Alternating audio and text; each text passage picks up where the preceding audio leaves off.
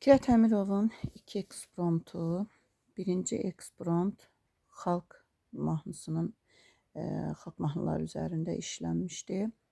İkinci ekspromtu isə aşıq musiqisinin intonasiyaları duyulur orada. Birinci ekspromptunun deməli tonallığı do major tonallığındadır. 4/3 ölçüdədir.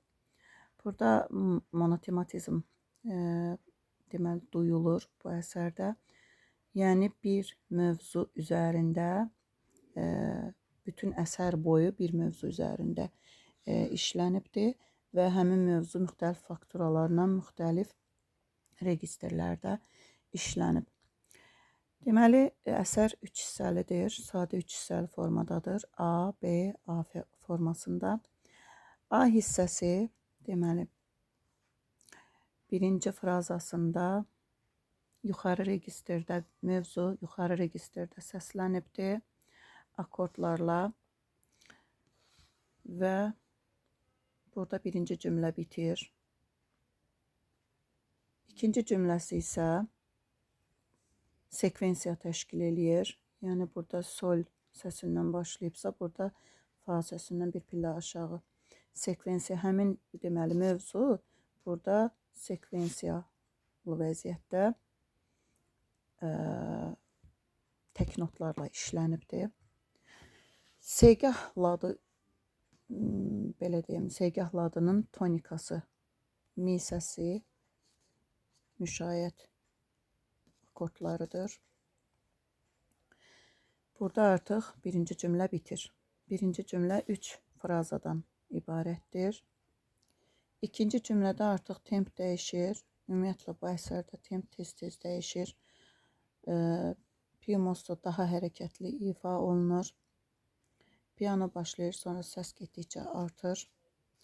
Burada yenə dediyim kimi mi səsləri sol əldə müşayiət və eynən birinci mövzu burada akordlarla, akord fakturaları ilə dəyişib ifa olunur. Həmin cümlənin təkrarıdır.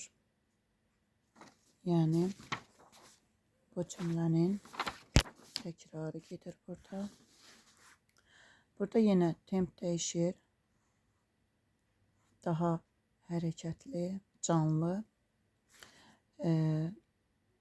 Yenə həmən mövzu 4 səsli akordlarla burada 4 səsli akord fakturaları ilə işlənib.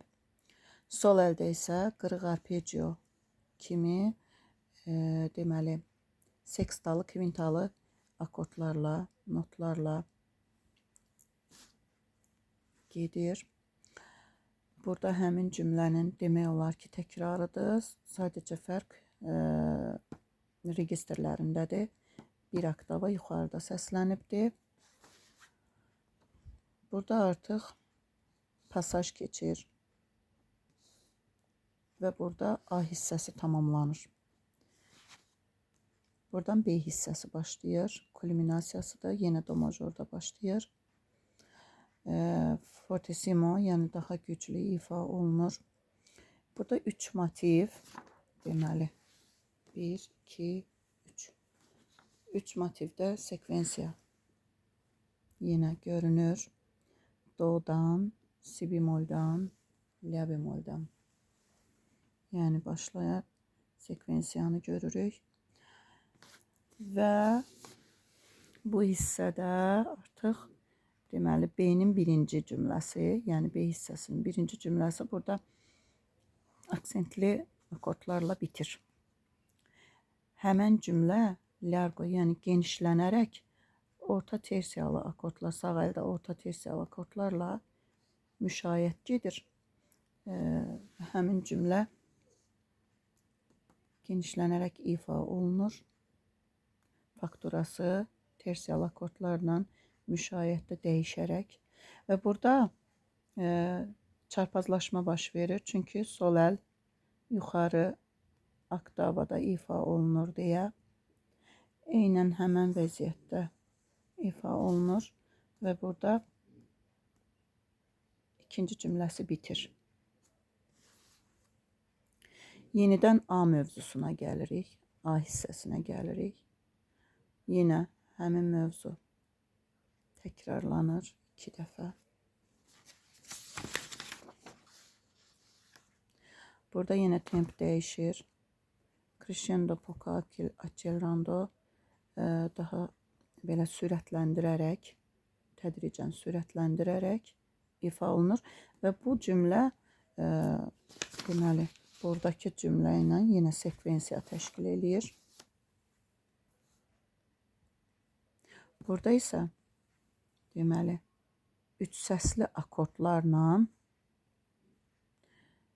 subdominanta, dominanta funksiyası daşıyan akordlar, daha doğrusu subdominant, dominant akordlarından istifadə olunur. Və burada artıq 4 səsli akordlarla pasaj keçir. Burada qırılır və bir bütöv xanədə bütöv pauza verilir. Yenidən ən başdakı periyod başlayır. Və ən başdakı periyod başlayır. Sonra burada həmin mövzu yenə tək notlarla sekvensiyalı ifa olunur. Sol, fa. Sekvensiyalı ifa olunur. Burada bitir. Buradan artıq koda verir. Koda başlayır. 8 xanə boyunca koda verilib. Sonu pianissimo ilə lap zəif fermata ilə bitir.